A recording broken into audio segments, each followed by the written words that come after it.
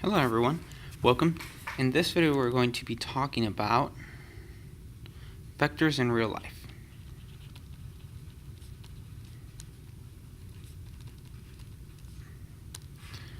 So I'm going to work out an example and I hope this helps you out.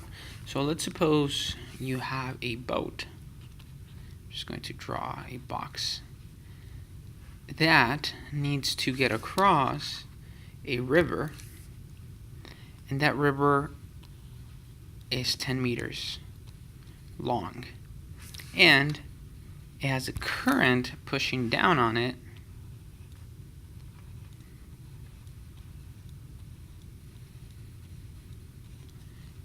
down at 1 meter per second, and you are given that your boat can travel at a velocity of 2 meters per second, and that it travels at a velocity of 2 meters per second.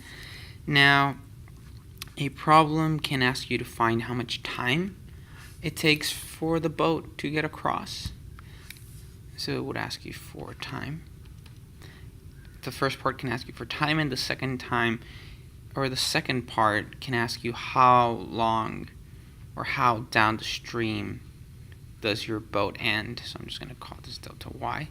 So from your starting point, how far down are you from the river when you get across? So this is a two-part problem, and you need to tackle each one separately.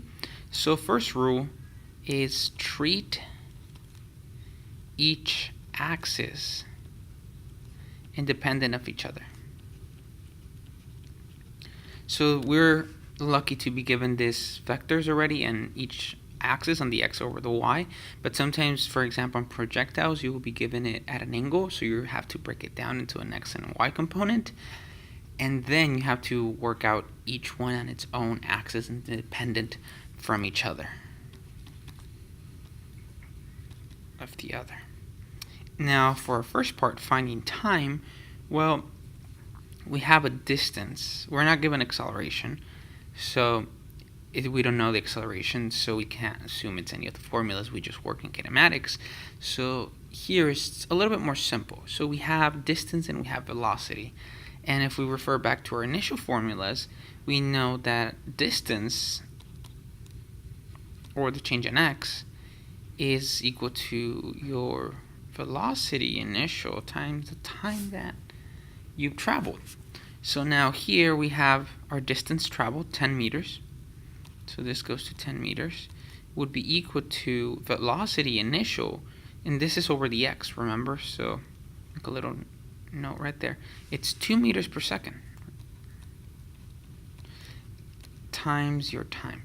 And you're trying to find time. So now you just have to divide both sides by 2 meters per second.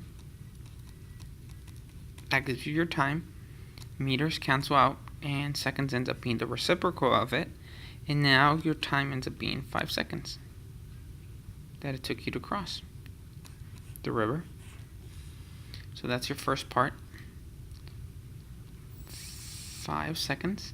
Now, how much further down are you from your initial starting point once you get across from the river? Well, for that one, we are going to do the same thing. We're going to use the same formula.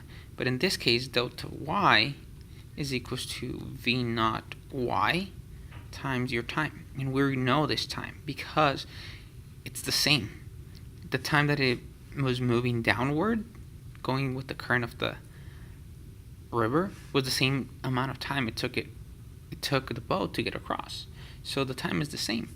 So now in order to find this delta y, or the distance that it traveled, is your initial velocity, which in this case over the y is 1 meters per second, times 5 seconds. Seconds cancel out, and you end up having that you are 5 meters downstream. I hope this video was helpful. Remember to comment below, like us on Facebook, and subscribe on YouTube. In the next video, we will be talking about vectors in real life and projectile motion. Good luck with your studying, guys.